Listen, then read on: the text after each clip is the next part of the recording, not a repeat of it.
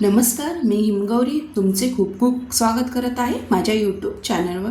आज आपण उन्हाळी वाळवणमध्ये साबुदाणा बटाट्याचे पापड बघणार आहोत। करायला अगदी सोपे आहे व हे पापड अगदी खुसखुशीत असे होतात आणि उन्हाळ्यामध्ये घरात ऊनही भरपूर येते, त्यामुळे हे मी घरच्या घरीच हे पापड करून सुकवलेले आहेत। 2-3 दिवस छान असे सुकवून घेतलेले आहेत। मस्त इथे तुम्ही बघू शकता पापड इथे तळल्यानंतर चांगला फुगतो व खुसखुशीतही होतो। तुम्हाला मी इथे एक पापड तोडून दाखवत आहे। मस्तपैकी असा छानपैकी खुसखुशीत इथे आपले साबुदाणा बटाट्याचे पापड झालेले आहेत। मी इथे 1 किलोच्या प्रमाणात इथे साबुदाण्याचे बटाट्याचे पापड बनवणार आहे। म्हणजे 1 किलो इथे साबुदाणा घेणार आहे व 1 किलो इथे बटाटा घेणार आहे। चला तर मग जास्त वेळ न घालवता आपण रेसिपीला सुरुवात करूया। मस्त इथे वाळवल्यानंतर छान असे इथे पापड आपले भरपूर असे झालेले आहेत। वाळवल्यानंतर तुम्ही एका पिशवीत किंवा एका डब्यात भरून मस्त पॅक करून वर्षभर असे साबुदाण्याचे पापड उपासाला करून खाऊ शकता, अजिबात खराब होत नाही। चला तर मग रेसिपी बघूया। इथे मी 1 किलो एवढा साबुदाणा घेतलेला आहे।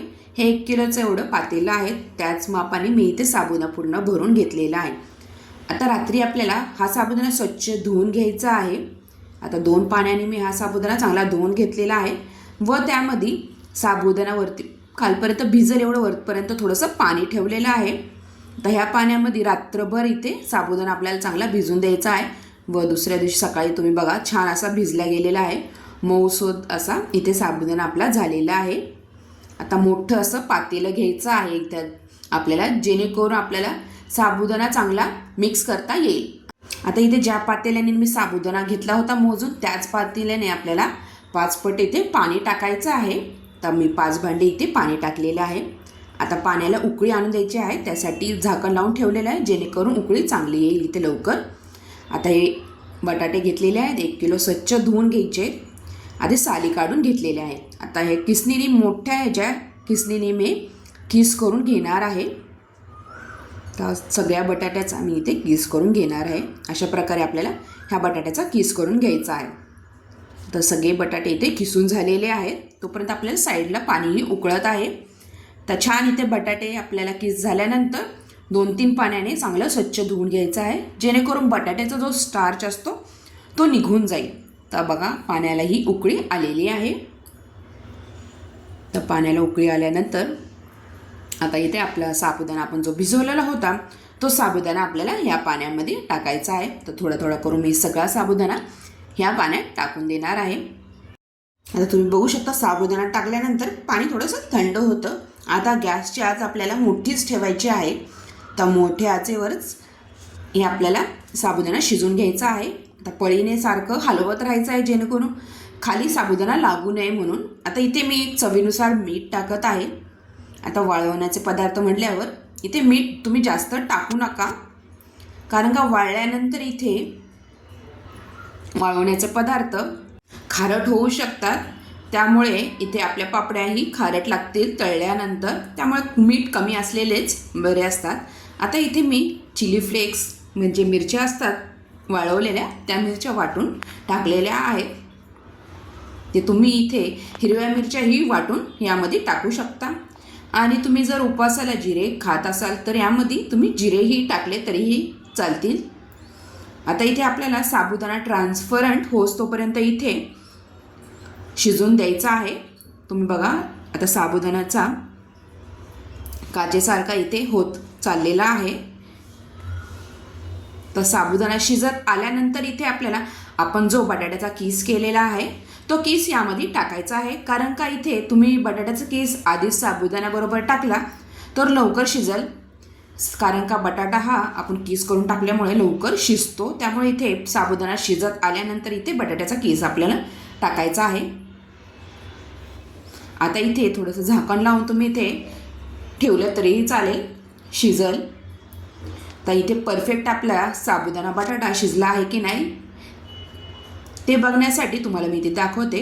तर बटाटाही इथे किस आपला शिजवा, त्यासाठी मी इथे झाकण लावून 3 ते 4 मिनिटं असंच ठेवणार आहे, जेणेकरून बटाटा आपला ते बटाट्याचा किस शिजला जाईल।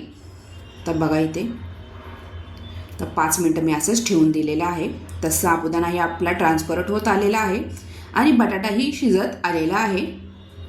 तर थोडंसं अजून पातळच आले आहे हे साबुदाणा बटाट्याचं मिश्रण. आता अजून थोडं मी शिजवून देणार आहे. तर बघा थोडंसं अजून इथे बटाटा शिजला पाहिजे. तर अजून 5-7-8 मिनटं मी असंच शिजवून देणार आहे. तर 7-8 मिनटानंतर तुम्ही बघा छान इथे ट्रान्सपरंट इथे साबुदाणाही आपला झालेला आहे आणि बटाटाही शिजत आलेला आहे. छान इथे शिजला, जास्तही शिजवायचा नाही, पूर्ण गाळ होईस्तोपर्यंत बटाटा इथे आपला. अजून झाकण लावून इथे 2-3 मिनटं असंच ठेवून देऊया. तर 2-3 मिनटानंतर तुम्ही बघा परफेक्ट पापड टाकण्यासाठी आपलं हे मिश्रण रेडी झाले आहे का नाही हे बघण्यासाठी तुम्ही एका प्लेटमध्ये पळीने असं टाकून बघा.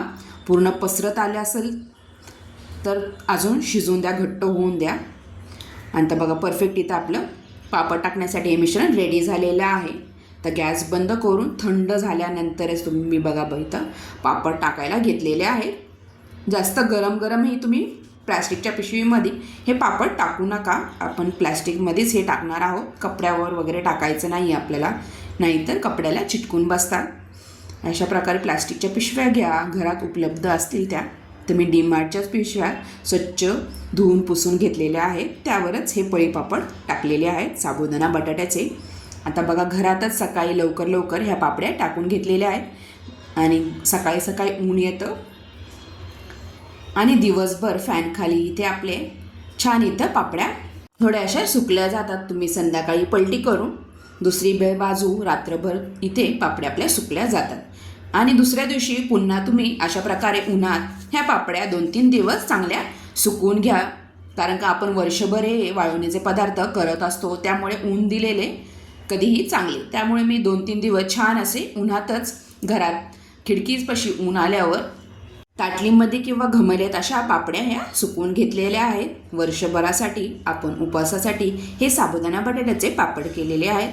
अशा प्रकारे तुम्हाला ही रेसिपी कशी वाटली नक्की कमेंटद्वारा कळवा. मस्तपैकी बघा आता वाळले गेलेले आहे, 2-3 दिवस चांगले इथे ऊन दिलेले आहे. मस्त इथे आपले साबुदाणा बटाट्याचे पापड रेडी झालेले आहे.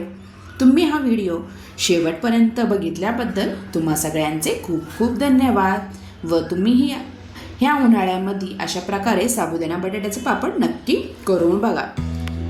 पुन्हा भेटूया अशाच नवीन रेसिपीसोबत. तोपर्यंत तुम्हा सगळ्यांना बाय बाय. थँक्यू.